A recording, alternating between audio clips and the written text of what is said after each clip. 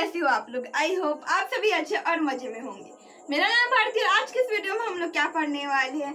आज के इस वीडियो में हम लोग बायोलॉजी का एक टॉपिक जिसका नाम है एनिमल टिश्यू, ये होती क्या है इसके बारे में पढ़ेंगे। ठीक है, तो सबसे पहले समझते हैं कि एनिमल, ये एनिमल से हम लोग क्या समझ में आता है। तो देखो अभी जब भी हम लोग एनिमल बोलेंगे तो एनिमल मतलब सिर्फ एनिमल ही नहीं आएगा, हम लोग दैट मीन्स ह्यूमन बीइंग भी अभी एनिमल के कैटेगरी में ही आएगा। ठीक है, तो एनिमल होते क्या है। सबसे पहले ये मल्टी सेलुलर ऑर्गेनिज्म होता है, मतलब कि बहुत सारे सेल से मिलकर बनी हुई होती है। यहाँ पर देखो मल्टी सेलुलर ऑर्गेनिज्म रहेगा तभी तो हम लोग यहाँ पर टिश्यू पढ़ेंगे। यहाँ पर हम लोग क्या पढ़ने वाले, एनिमल टिश्यू। तो टिश्यू जो बनता है कब है, जब बहुत सारे सेल कंबाइन होते हैं, और जब बहुत सारे सेल की बात आती है मतलब कि वो होता है मल्टी सेलुलर ऑर्गेनिज्म। एनिमल क्या है, एक मल्टी सेलुलर ऑर्गेनिज्म है और साथ ही में ये हेटेरोट्रॉप्स है। अब ये हेटेरोट्रॉप्स का मतलब क्या होता है। हेटेरोट्रॉप्स का मतलब कि जो फूड के लिए दूसरे के ऊपर depends on other for food. हम लोग क्या है, दूसरे के लिए फूड के लिए डिपेंड है। तो इससे आप लोगों को समझ में ये आ रहा होगा कि हम लोग अपने पेरेंट्स पर डिपेंड है। तो यहाँ पर ये मतलब नहीं है, पेरेंट्स भी किसके ऊपर डिपेंड है। तो देखो यहाँ पर जो डिपेंड होने का मतलब ये है कि हम लोग नेचर के ऊपर डिपेंड है, हम लोग प्लांट्स के ऊपर डिपेंड फूड के लिए। देखो प्लांट्स से ही फूड आता है, जैसे हम लोग चावल खाते हैं तो चावल कहाँ से आता है, प्लांट्स से आता है। तो देखो हम लोग किसके ऊपर डिपेंड हुए, प्लांट्स के ऊपर डिपेंड हुए। प्लांट्स के ऊपर डिपेंड होने का मतलब हुआ कि हम लोग दूसरे के ऊपर डिपेंड होने का मतलब हुआ कि हेटेरोट्रॉप्स। जो भी एनिमल जितने भी होते हैं वो सारे किसके ऊपर डिपेंड होते हैं, प्लांट्स के ऊपर डिपेंड होते हैं। दैट्स व्हाई एनिमल को हम लोग कहते हैं हेटेरोट्रॉप्स। अब जैसे देखो गाय का क्या खाती है, वो घास खाती है। घास क्या है, एक वो प्लांट है। अब वो प्लांट है, प्लांट को तो इससे क्या हुआ, गाय प्लांट के ऊपर डिपेंड है, इसका मतलब वो भी क्या हुआ, हेटेरोट्रॉप्स। बट जो प्लांट होते हैं ना वो होते हैं ऑटोट्रॉप्स। ऑटोट्रॉप्स का मतलब जो दूसरे के ऊपर डिपेंड ना हो, जो खुद का खाना खुद बनाता हो। अब प्लांट जो है वो खाना कैसे बनाती है, तो वो by the process of photosynthesis, उसे सनलाइट मिल जाती है, वाटर मिल जाता है और वो अपना खाना तैयार कर लेती है। वो किसी दूसरे के ऊपर डिपेंड नहीं रहती, लेकिन हम लोग प्लांट्स के ऊपर डिपेंड रहते हैं। या हम लोग कह सकते हैं कि हम लोग दूसरे एनिमल्स के ऊपर डिपेंड रहते हैं। जैसे कि हम लोग दूध पीते हैं तो वो किससे, मिल्क से, वो काउ से आता है। मीट वगैरह खाते हैं तो वो सब किससे आता है, एनिमल्स से आता है। तो हम लोग प्लांट्स के ऊपर भी डिपेंड है एंड एनिमल्स के ऊपर भी डिपेंड है। तो हेटेरोट्रॉप समझ में आ गया, हेटेरोट्रॉप एंड ऑटोट्रॉप, ये तो आप लोग शायद क्लास 7th में पढ़ लिए होंगे। देन होता है होलोजोइक। होलोजोइक मतलब पहले इंजेशन देन डाइजेशन। पहले हम लोग खाना खाते हैं फिर वो डाइजेस्ट होते हैं, इंजेशन देन डाइजेशन, या कह सकते हैं मेड अप ऑफ न्यूट्रिशन। हम लोग क्या है, होलोजोइक है। एनिमल समझ में आ गया, हम लोग क्या है, मल्टी सेलुलर है। हेटेरोट्रॉप्स दूसरे के ऊपर फूड के लिए डिपेंड है, हम लोग होलोजोइक है। अब ये जो टिश्यू वर्ड है इससे हम लोगों को क्या समझ में आता है, तो टिश्यू का मतलब होता है a group of similar cell having intercellular substance between them and perform a specific function। अब इसमें एक एक वर्ड का मीनिंग समझते हैं। सबसे पहला आता है सिमिलर सेल। सिमिलर सेल का मतलब एक जैसा सेल, एक ही तरीके का सेल हो। इससे क्या समझ में आता है, इससे ये समझ में आता है कि सेल भी बहुत सारे तरीके की होती है, जिसमें हम लोग बात कर रहे हैं कि किसी भी तरीके का सेल हो लेकिन एक जैसे सारे सेल हो, वो क्या होता है, सिमिलर सेल।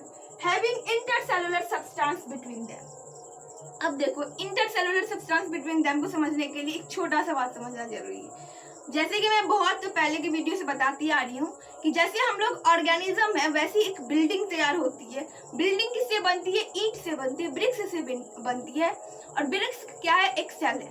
सपोज करो कि ब्रिक्स एक सेल है, जैसे कि हम लोग सेल से बनते हैं वैसे ही बिल्डिंग क्या है, ब्रिक्स से बनता है। एक बात बताओ, क्या सिर्फ ब्रिक्स के ऊपर ब्रिक्स रखने से या कहे तो ईंट्स के ऊपर ईंट रखने से बिल्डिंग बन जाती है?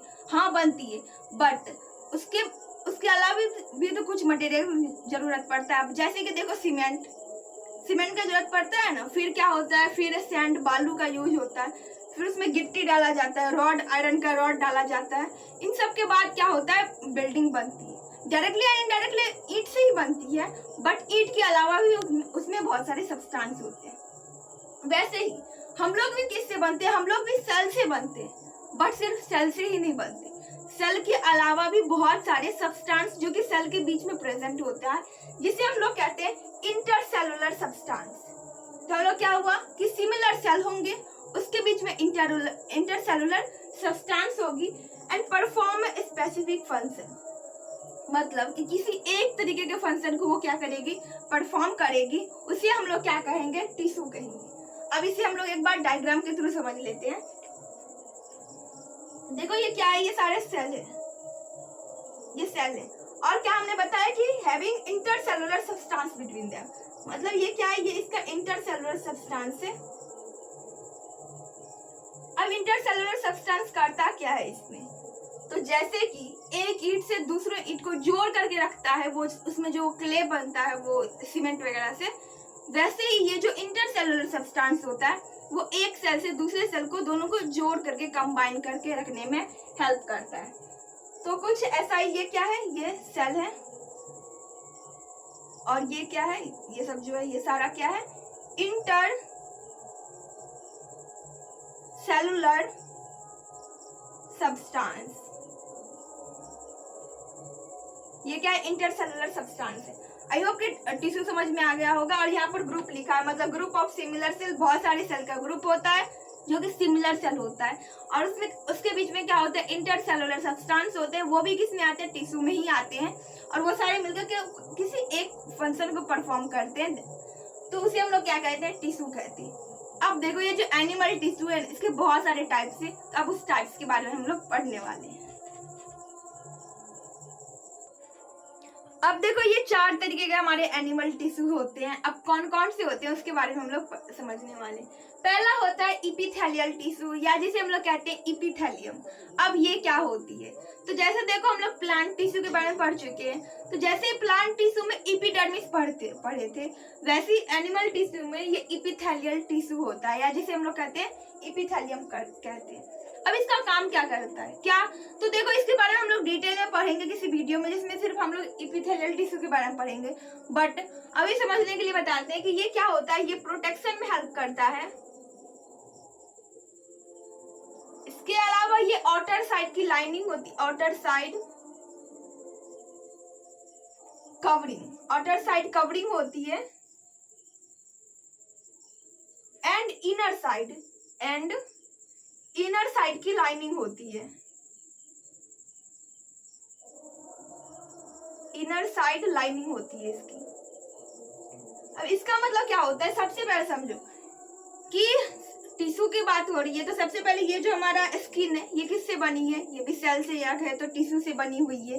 तो ये जो जिस टिश्यू से बनी है उसका नाम है क्या है, ये एपिथेलियल टिश्यू से बनी है। अब कैसे, तो देखो सबसे पहले इसका काम क्या होता है, प्रोटेक्शन करना। ये स्किन हम लोग क्या कर रही है, प्रोटेक्ट कर रही है। आउटर साइड कवरिंग है, साथ में इनर साइड लाइनिंग। अब ये कहाँ पर होता है, तो बहुत सारे ऐसे ऑर्गन होते हैं जो कि जिसकी इनर साइड से, अंदर के साइड से ये एपिथेलियल टिश्यू प्रेजेंट होते हैं। अब जैसे देखो कि आपका जो माउथ है ना, तो माउथ में आप ऐसे जीभ से आप ऊपर के टच करो तो यहाँ पर एकदम प्लेन पता चलता है, वो क्या है, वो बना रहता है एपिथेलियल टिश्यू से। काम क्या रहता है, पहला प्रोटेक्शन, दूसरा आउटर साइड कवरिंग, तीसरा इनर साइड से भी कवरिंग, बट इनर साइड से हम लोग कवरिंग नहीं कहेंगे, इनर साइड से प्रेजेंट होता है उसे हम लोग कहते हैं लाइनिंग कहते हैं, ठीक है। अब जैसे देखो कि हम लोगों को कहीं ऐसे हम लोगों की अगर बॉडी पर कोई डस्ट पार्टिकल्स आके बैठ जाता है या कोई इंसेक्ट अगर बैठ जाता है तो हमें कोई हार्म नहीं करता, बट वही सपोज करो कि यहाँ हम लोगों को चोट लग जाती है और यहाँ का जो स्किन है वो हट गया स्किन। अब अगर उसको हम लोग ऐसे ही छोड़ देंगे तो वो हम लोगों के लिए खतरा साबित हो सकता है। क्यों, क्योंकि आप कोई डस्ट पार्टिकल्स आएंगे, कोई भी दूसरा जैसे वायरस या कोई भी दूसरा माइक्रो ऑर्गेनिज्म आकर के बैठ जाएंगे, कोई इंसेक्ट आकर के जैसे मक्खी वगैरह बैठ जाएगी, तब वो हम लोग को हार्म करेगी।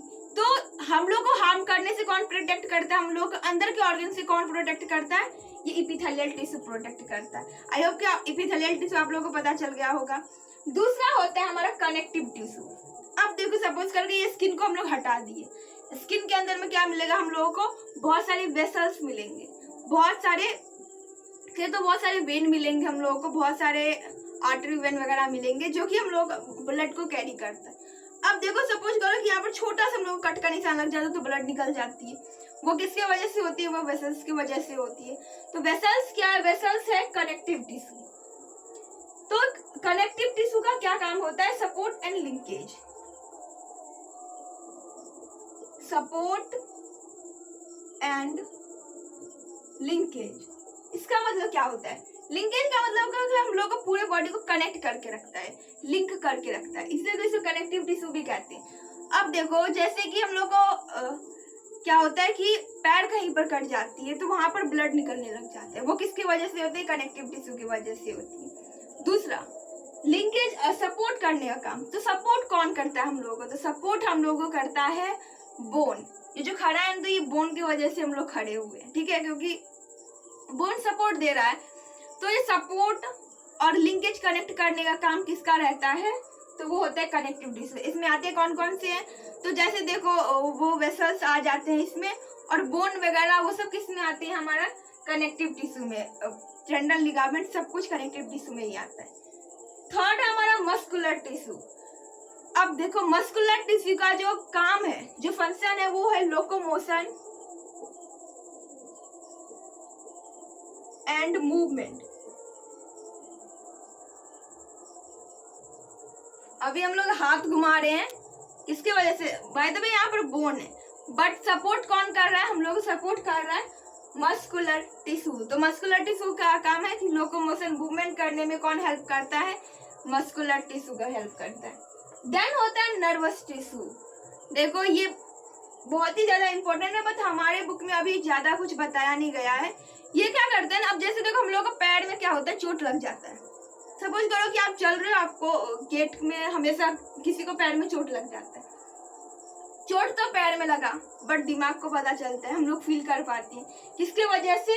इस नर्वस टिश्यू के वजह से, या जिसे हम लोग कहते हैं न्यूरल टिश्यू कहते हैं, उसके वजह से हम लोग को पता चल पाता है। इस सब के बारे में हम लोग डिटेल में किसी वीडियो में पढ़ेंगे। इसका क्या काम होता है? कोऑर्डिनेट